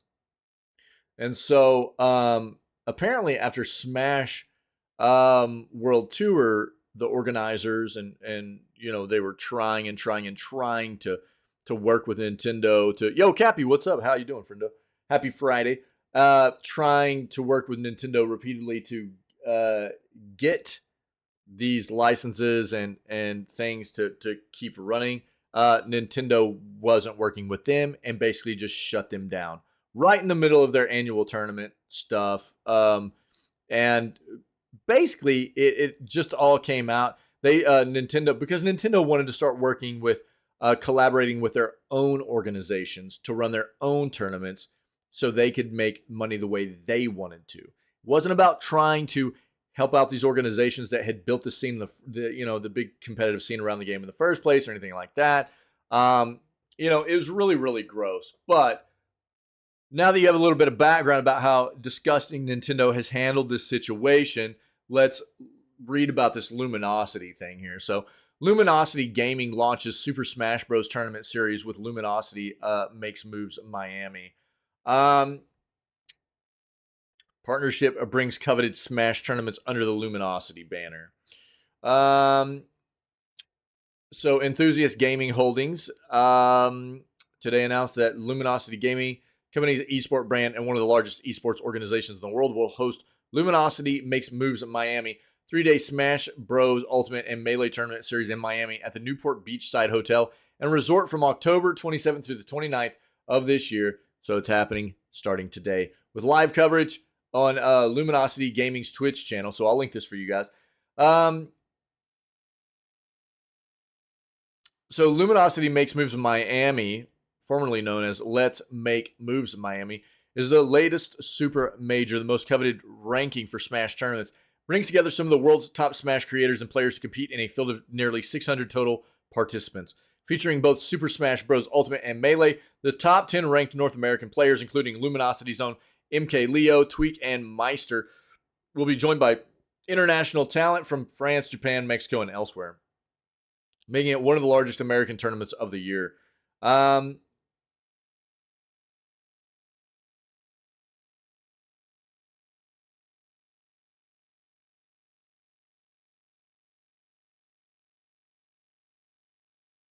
The Luminosity Smash YouTube channel, which is linked here, also will feature top content creators and Smash events. So that's all you really need to know about that. But if you want to take a look and watch the competitive scene here going on starting today and over the next few days, there's a link for it.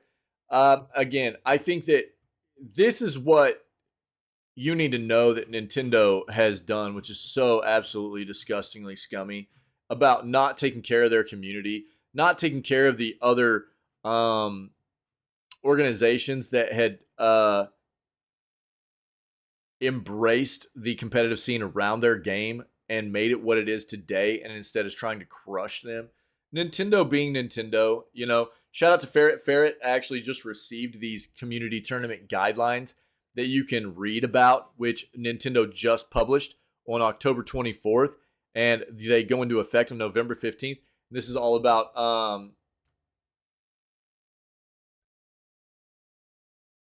a lot of this has to do with like the tournaments and stuff behind their games, so you can read about this.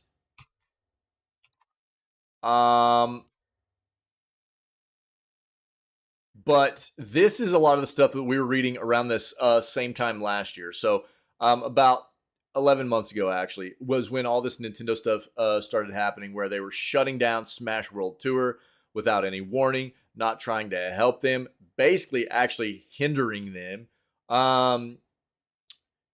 not granting them licenses. And it was all because Nintendo wanted to shut them down, because Nintendo wanted to work with their own companies to start taking away taking away Smash World Tour's ability to hold these tournaments, so that Nintendo could step in and just take everything that Smash had basically built up. No. Still got the Fallout stuff, buddy. It's coming up in just a moment. So I would say that I've covered this stuff before. I covered it almost a year ago. But for me, what I want people to understand is that,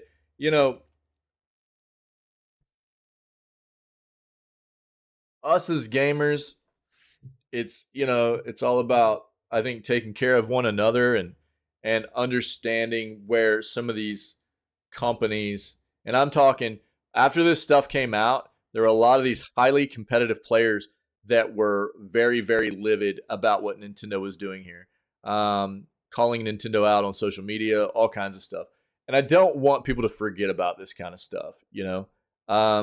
Nintendo's a large corporation. They're notably scummy about a lot of things. And this is just another one of those situations where it was very, very, very, very gross. And I'm not going to read through all of this stuff again, but I just don't want people to forget. I'm going to link these articles.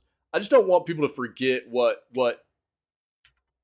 really, really gross stuff happens sometimes here in the gaming industry that we can't let just get swept under the rug or whatever, you know what I mean?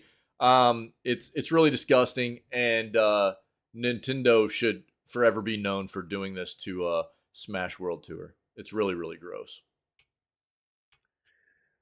Here you go. Are you ready, Reject? Fallout 4's free new gen update is leaving fans annoyed. Here you go, buddy. Fallout fans are wondering what happened to the current gen update for Fallout 4, and their patience is wearing a bit thin. Last gen games getting a current gen upgrade has become a common trend in the gaming industry, with popular examples being CD Projekt Red's The Witcher 3 and Cyberpunk 2077, which both received huge updates that take advantage of modern hardware. The upgrade was supposedly set to release in this year, but we're nearing the end of the year now, and there's been no sign or mention of the update coming out. It almost seems like Bethesda has no intention of delivering the promised update, possibly hoping the release of Starfield has made fans forget it was ever promised in the first place. Reddit user The Only Jason 2020 certainly remembered as they asked the Fallout community whatever happened to the Fallout 4 next-gen console update the people were talking about. Just curious, since I haven't heard anyone talk about this since like around June. Fans chimed in with their own ideas and theories as to where the update has gone, with some believing Bethesda are saving it for a rainy day or at least a relevant time to launch it. Betting it is being saved for the Fallout TV show, and they are hoping for a Witcher 3 or Cyberpunk-like feedback loop. There was a tweet about how they were busy with Starfield releasing. I assume they resumed work on it after that. That's actually probably a pretty valid assumption there. It's likely they will wait until the Fallout TV show is out to capitalize on its hype. That's also a pretty smart business ploy there. From a marketing perspective, they want people buying Starfield right now, so it doesn't make sense financially to release a product that would rival it so quickly. True. It sucks for us, of course, but you always have to think of what will make the most profit, and that will usually be the answer. As Fallout fans grow more impatient by the day, we can only hope the delayed Fallout 4 upgrade is actually worth the wait and not just a mediocre reskin. Yeah, that's a big deal right there. Hope it's good, but a lot of what people were quoted as saying here on Reddit is very, very true as well. That's very smart.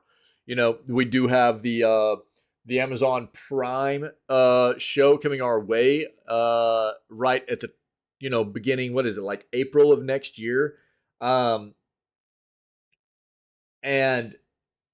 that's a very smart play, by their marketing department. It would be anyways, to push out Fallout 4 remaster at that time, as well as, people have to understand that, like, with a big release like Starfield, they're not really going to be focused on anything else besides that until that game's out and pretty patched up and everything too. So, it's true.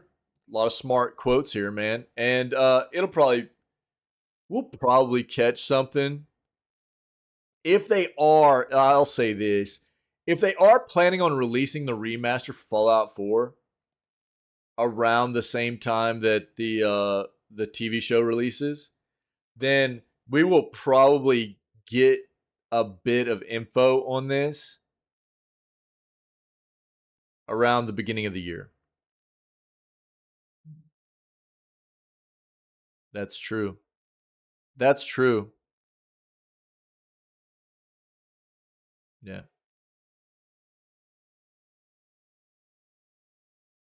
So that would be my assumption. If we do have, something coming our way for the Fallout 4 remaster, we'll probably hear something early this coming year. That's what I would expect anyways. I know that wasn't much for you there, Reject. Sorry, dude. But we'll keep trying to pay attention to it, buddy. Last article I have for the day. All right. If anybody has anything to add, anything you want to talk about before we move on and start playing some more Alan Wake Remastered for the day, then let me know and we'll discuss it before we move on and start playing our games, all right? Microsoft reorganization includes a new Xbox president and studios leader. Hot off the heels of their acquisition of Activision Blizzard earlier this month, Microsoft is reorging some, of its top leadership in its gaming division. This news came out of The Verge, which writes that Microsoft head of studios and corporate vice president Matt Booty has been promoted to president of game content and studios. And then Microsoft corporate vice president Sarah Bond has been promoted to Xbox president. She will oversee all Xbox platform responsibilities.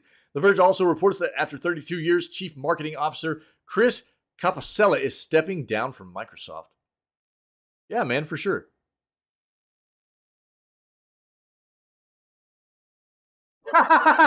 Yo, that would have been good, huh, Cappy? Yeah. So here is your new hierarchy for Microsoft right now, right? You got Phil Spencer, CEO, Matt Booty, Sarah Bond, Dave McCarthy, Jarrett West, Amy Silverman, Bobby Kotick, which will be gone right at the beginning of the year. So Bobby Kotick stepping down, thank God. Jocelyn Main, and then you got Cynthia Perlee, Carrie Perez, Linda Norman, and Tim Stewart. There you go. In Booty's new position, he will lead, quote, lead an expanded organization inside Microsoft Gaming that now includes ZeniMax and Bethesda. According to the publication, in an internal memo obtained by The Verge, Microsoft Gaming CEO Phil Spencer says ZeniMax will continue to operate as a limited integration entity led by Jamie Litter, president and CEO, reporting to Matt. Spencer's memo speaks more to this expanded organization inside Microsoft Gaming, noting that an organization that enables Xbox Game Studios and ZeniMax teams to collaborate effectively will ultimately empower those world-class studios to do their best work in growing our portfolio of games players love. Spencer also writes that Bond will lead a team meant to manage the platform of today and build the platform of tomorrow in an effort to bring together devices, player, and creator experiences, platform engineering, strategy, business planning, data and analytics, and business development.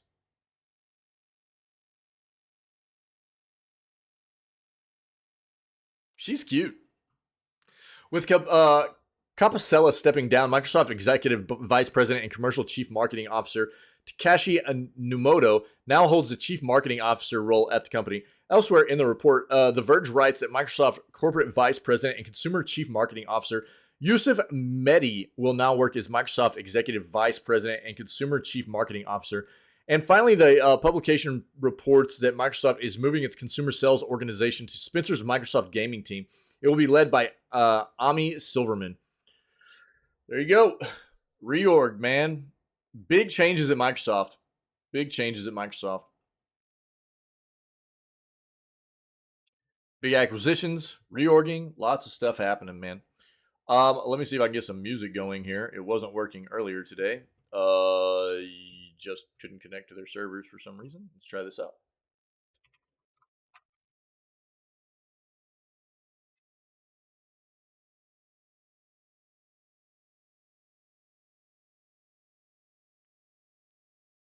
That's not correct, dude.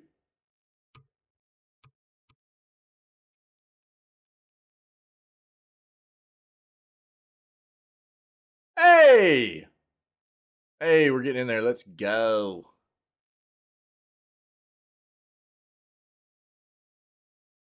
Well, that's good. I think it was just their servers that were jacked, I think. Cool. Yeah. Feels good, dude. Cool. All right, man. Happy flipping Friday. Thanks for the amazing news segment. And we're going to go play some games, man. So, I don't know if anybody's been able to hang out this morning and you're not familiar with what we do. This is our jam, man. We're live 6 days a week and we take Wednesdays off. So every Wednesday we're down. It's a down day for us. But other than that, we're always live at roughly 6 a.m. CST CDT. We always kick it off with video gaming news, man. We try to stay current on what's going on in the video gaming industry. And immediately afterwards, as we're about to do right now, we're going to go play video games for the rest of the day. And today it will be day 3 of Alan Wake Remastered. And as soon as we finish this, we're going to play Alan Wake 2 to finish out Scaretober. And as soon as we finish Alan Wake 2, it'll be Baldur's Gate 3 time with our buddy Pinky here. Except next... Yeah, you wish, buddy.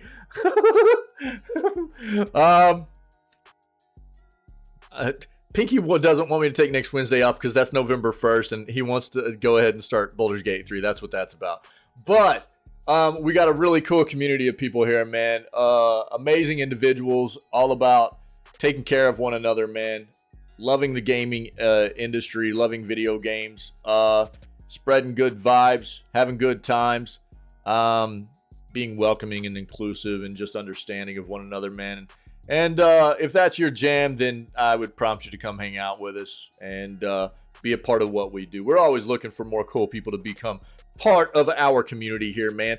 So if you want to see what else we've done, I try to make sure that most of the content that we've done live is also held onto and is on our Twitch channel in playlists, whether it be the video gaming news segments or the playthroughs that we've done for the games or just funny, wild clips and highlights, stuff like that. On the Twitch channel, you can find those in playlists as highlights, and you can also find it on our YouTube channel as VODs and playlists as well. So go check out the content if you're enjoying it. Come hang out with us when we're live. Other than that, man, happy Friday. We're going to go play some games. Stream's not going to go down. It might look like it. I'm just going to run an outro real quick for the news segment. But we'll be right back to play some Alan Wake. So stay healthy, stay safe, be kind. We'll do more news tomorrow morning. Same time as always. All right.